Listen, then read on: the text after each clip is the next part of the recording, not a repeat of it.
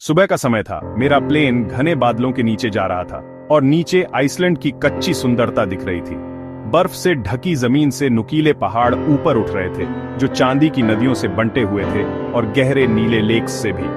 धरती में रिफ्टों से स्टीम निकल रही थी जो नीचे छिपी शक्ति का हिंट दे रही थी। मैंने अपना चेहरा खिड़की से सटा लिया, दिल तेज धड़क रहा था। ये वह जगह थी जिसका मैंने सिर्फ सपना देखा था, वाइल्ड, पुरानी और उम्मीदों से भरी। आइसलैंड एक ऐसा देश है जो आग और बर्फ से बना है। वोल्केनोज और ग्लेशियर्स ने एक ऐसा लैंडस्केप मीडिया है जो दुनिया में कहीं और नहीं है। यहाँ आप कॉन्टिनेंट्स के बीच चल सकते हैं, हॉट स्प्रिंग्स में नहा सकते हैं और ब्लैक सैंड बीचेस पर हाइक कर सकते हैं। यह एडवेंचरर्स को बुलाता है, फोटोग्राफर्स को और उन सभी को जो आउटडोर्स से प्यार करते हैं। अपनी यात्रा से पहले मैंने मैप पर अपना रूट ट्रेस किया। मेरा प्लान बोल्ड था, रेकियाविक से शुरू करना, गोल्डन सर्कल से होते हुए जाना, फिर साउथ की ओर कोस्ट पर जाना। हर स्टॉप पर नए नजारे, नए स्वाद और नई कहानियां मिलेंगी। मुझे एंटिसिपेशन का थ्रिल महसूस हुआ। यह सिर्फ एक ट्रिप नहीं थी, बल्कि एक सच्ची एडवेंचर थी। जैसे ही प्लेन उतरा, मैं आइसलैंड के रहस्यों को एक एक करके जानने के लिए तैयार था। एयरपोर्ट के दरवाजे सर्र से खुले और ताजी ठंडी हवा का एक झोंका मेरे चेहरे से टकराया। केफ्लाविक इंटरनेशनल एयरपोर्ट छोटा पर मॉडर्न था, जहां के स्टाफ दोस्ताना थे और आइसलैंडिक और इंग्लिश में साफ साइंस लगे थे। मैंने अपना सामान लिया, कुछ पैसे बदले और एक सिम कार्ड खरीदा। यहाँ की करेंसी आइसलैंडिक क्रोना है। ये कलरफुल नोट्स पर पोएट्स और फिश की तस्वीरें बनी हैं। ज्यादातर जगहों पर कार्ड चलते हैं, पर छोटे कैफे या मार्केट के लिए थोड़ी कैश काम आती है।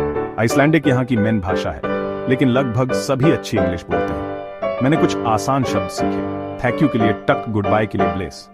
लोकल लोग इस कोशिश की सराहना करते हैं। भले ही आपका एक्सेंट परफेक्ट न हो, लेकिन मौसम की बात अलग है। ये बहुत जल्दी बदलता है। 1 मिनट में नीला आसमान, अगले ही मिनट बर्फ और विंड। लेयर्स में कपड़े पैक करें। वाटरप्रूफ जैकेट्स, गर्म टोपियां और मजबूत बूट्स जरूरी हैं। मैं रेक्जाविक के लिए फ्लाईबस में चेयर आज गया। रास्ता मौस से ढके लावे के खेतों से होकर गुजरता था। ऐसा लग रहा था जैसे किसी और ग्रह का सीन हो। लैंडस्केप खाली और शांत था, पर एडवेंचर की भावना मजबूत थी। मेरा पहला स्टॉप शहर के सेंटर में एक आरामदायक गेस्ट हाउस था। मालिक ने मुस्कुराते हुए मेरा स्वागत किया, शहर के बारे में सलाह दी और एक गर्मा गर्म कप कॉफी पिलाई। हाथ में मैप और दिल में उत्साह लिए मैं घूमने के लिए तैयार था। रेक्जाविक एक कैपिटल के लिए छोटा है, लेकिन यह कलर, आर्ट और लाइफ से भरा है। मेरी पहली वॉक मुझे हेलग्रिम्सकर्क्जा ले गई, वो फेमस चर्च जो शहर के ऊपर खड़ा है। इसका डिजाइन बेसाल्ट कॉलम्स से इंस्पायर्ड था, जो वोल्केनिक लैंडस्केप को दिखाता है। मैं टॉप पर चढ़ गया, ब्राइट रूफटॉप्स और चारों ओर स्नोवीले पहाड़ों के व्यू के लिए। शहर चीयरफुल और सेफ लगा, तेज हवा में भी। अगला मैं लागावेगुर, रेक्जाविक की मेन स्ट्रीट पर घूमा, जो शॉप्स से भरी थी, कैफे और स्ट्रीट आर्ट से।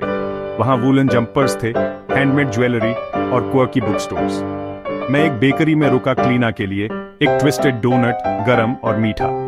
लंच के लिए मुझे एक फूड हॉल मिला जो लोकल्स से भरा हुआ था। मैंने ब्लॉकफिश को ट्राई किया, एक कंफर्टिंग फिश स्टू, और स्कायर, एक thick creamy yogurt. Harpa concert hall harbour पर एक क्रिस्टल की तरह चमक रहा था। उसके ग्लास पैनल लाइट्स को कैच कर रहे थे। अंदर म्यूजिक हवा में तैर रहा था। मुझे पता चला कि आप अक्सर फ्री परफॉर्मेंस देख सकते हैं या बस समुद्र और पहाड़ों के व्यू का मजा ले सकते हैं। पानी के पास मैंने सन वॉयेजर विजिट किया, एक शाइनिंग ती हुई स्कल्पचर जो वाइकिंग शिप की तरह दिखती है। ऐसा लग रहा था जैसे वह अननोन में सेल करने के लिए रेडी है। रेक्जाविक एक परफेक्ट बेस है, फ्रेंडली, क्रिएटिव और सरप्राइजेस से भरा हुआ। गोल्डन सर्कल आइसलैंड की क्लासिक डे ट्रिप है, और एक अच्छे कारण से। मैंने एक छोटी कार किराए पर ली, चलाने में आसान, अच्छी हीटिंग और जीपीएस के साथ। मेरा पहला स्टॉप था थिंगवेलिर नेशनल पार्क, जहां धरती यूरेशियन और नॉर्थ अमेरिकन प्लेट्स के बीच फटती है। मैं एक गहरी दरार से गुजरा, कल्पना करते हुए कि पुराने वाइकिंग्स यहां अपने कानून मेढ़ने के लिए इकट्ठा होते थे। पानी क्रिस्टल क्लियर था और हवा में पाइन और पत्थर की खुशबू थी। अगला हाकाडालुर में गीजर थे। स्ट्रॉकर सबसे फेमस, हर कुछ मिनट में फटता है। मैं अपना कैमरा तैयार करके खड़ा था। अचानक खौलते पानी का एक टावर आसमान में शूट हो गया, सूरज में चमक रहा था। टूरिस्ट्स ने चीयर किया और हंसे, स्प्रे से बचते हुए। पास में बुलबुले वाले फूल फुफकार रहे थे और स्टीम छोड़ रहे थे, जमीन को अजीब रंगों से रंगते हुए। गुलफॉस, गोल्डन वाटरफॉल मेरा आखिरी स्टॉप था।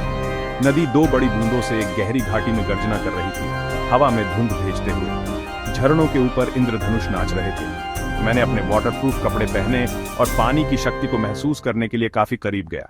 रास्ते में मुझे छोटे कैफे मिले जो गर्म सूप और घर का बना ब्रेड परोस रहे थे। एक ठंडे दिन पर एक स्वागत योग्य ट्रीट। गोल्डन सर्कल ड्राइव करना आसान है, लेकिन अपना टाइम ले। हर स्टॉप एक अजूबा है और जर्नी अपने आप में अविस्मरणीय है। आइसलैंड का साउथ कोस्ट एक्सट्रीम्स की जमीन है। मैं शैगी घोड़ों के खेतों के पास से गुजरा। उनकी मेन हवा में उड़ रही थी और छोटे छोटे गांव क्लिफ्स से घिरे हुए थे। मेरा पहला स्टॉप था सेल्जालैंड्स फॉल्स, एक वाटरफॉल जिसके पीछे आप चल सकते हैं। रास्ता फिसलन भरा था और मेरा कोट जल्दी ही भीग गया, लेकिन पानी के कर्टन के अंदर से नजारा मैजिकल था। अगला था स्कॉगा फोर्स, चौड़ा और पावरफुल, जहां ऊपर तक जाने के लिए सीढ़ियां थीं, जहां से स्टनिंग व्यूज दिखते थे। आगे जाकर मैं रेनिस फियारा पहुंचा, फेमस ब्लैक सैंड बीच। रेत महीन और काली थी, लहरें वाइल्ड और फोमिंग थी। बेसल्ट कॉलम्स किसी जायंट ऑर्गन पाइप्स की तरह ऊपर उठ रहे थे और सी स्टैक सर्फ में खड़े थे। मैंने पफिन्स को ऊपर उड़ते देखा। उनकी चोंचें ग्रे स्काई के सामने शाइनिंग गीली लग रही थीं। साइंस पर स्नीकर वेव्स की चेतावनी थी। समुद्र सुंदर तो है, लेकिन खतरनाक भी, इसलिए हमेशा दूर रहे। यहाँ की कोई भी ट्रिप ग्लेशियर देखे बिना पूरी नहीं होती। मैं सोल्हाइमा योकुल पर एक गाइडेड हाइक में शामिल हुआ, क्रैम्पॉन्स पहनकर और अपने गाइड के पीछे ब्लू आइस पर चलते हुए। ग्लेशियर हमारे पैरों के नीचे क्रीक और ग्रोन कर रहा था। कुछ टूर्स आइस केव एडवेंचर्स भी ऑफर करते हैं।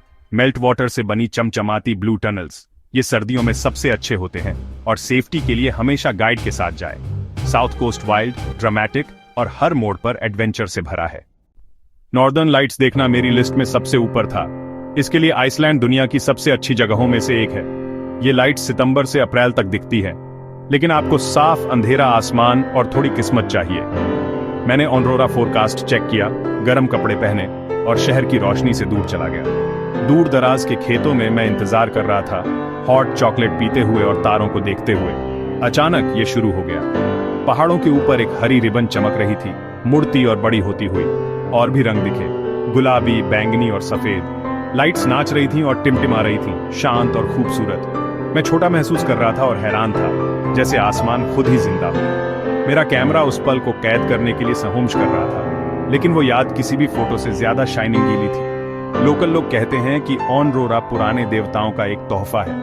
कुछ लोग मानते हैं कि ये अच्छी किस्मत लाता है। धैर्य रखना जरूरी है। कभी कभी आपको घंटों इंतजार करना पड़ता है या कुछ भी नहीं दिखता। लेयर में कपड़े पहने, स्नैक्स लाएं और शांतिपूर्ण रात का आनंद लें। भले ही लाइट्स ना दिखें, आइसलैंड का रात का आसमान यात्रा के लायक है। ऑनरोरा का पीछा करना अपने आप में एक एडवेंचर है, जिसे मैं कभी नहीं भूलूंगा। आइलैंड के लोग प्राउड, फ्रेंडली और कहानियों से भरे होते हैं। मैं एक लोकल फेस्टिवल के लिए एक छोटे से शहर में गया। वहां म्यूजिक था, डांसिंग थी और होममेड केक्स थे। लोगों ने कलरफुल जंपर्स पहने थे और विजिटर्स का खुले दिल से स्वागत किया। मैंने एक फिशरमैन के साथ सी के बारे में बात की और एक यंग आर्टिस्ट ने मुझे आइसलैंड के म्यूजिक सीन के बारे में बताया। हर कोई नेचर और ट्रेडिशन के प्यार से जुड़ा हुआ लग रहा था। आइसलैंडिक मिथ्स हर जगह हैं। कुछ लोग एल्व्स में विश्वास करते हैं और हिडन पीपल में जो रॉक्स और हिल्स में रहते हैं। रोड बिल्डर्स कभी कभी अपने प्लान्स बदल देते हैं इन मैजिकल बीइंग्स को डिस्टर्ब ना करने के लिए। ट्रॉल्स भी लोकल कहानियों का हिस्सा है, जायंट्स जो सूरज की रोशनी में स्टोन बन जाते हैं। मैंने एक वॉकिंग टूर ज्वाइन किया जिसू ने इन लेजेंड्स को शेयर किया, एल्फ हाउसेस दिखाते हुए और ट्रॉल शेप्ड रॉक्स दिखाते हुए। आइसलैंडिक लैंग्वेज पोएट्री और पुराने शब्दों से भरी है। मैंने एक चर्च में क्वायर को गाते हुए सुना। उनकी आवाजें हवा की तरह गूंज रही थी। एक म्यूजियम में मैंने सागास के बारे में सीखा, हीरोज की एपिक कहानियां और बैटल्स जो सदियों से चली आ रही हैं। आज भी स्टोरी टेलिंग आइसलैंडिक कल्चर का एक बड़ा हिस्सा है। लोगों से मिलकर और उनकी कहानियां सुनकर आइसलैंड अलाइव और वेलकमिंग लगा। पीछे मुड़कर देखता हूं तो मेरा आइसलैंड का एडवेंचर सरप्राइज और चुनौतियों से भरा था।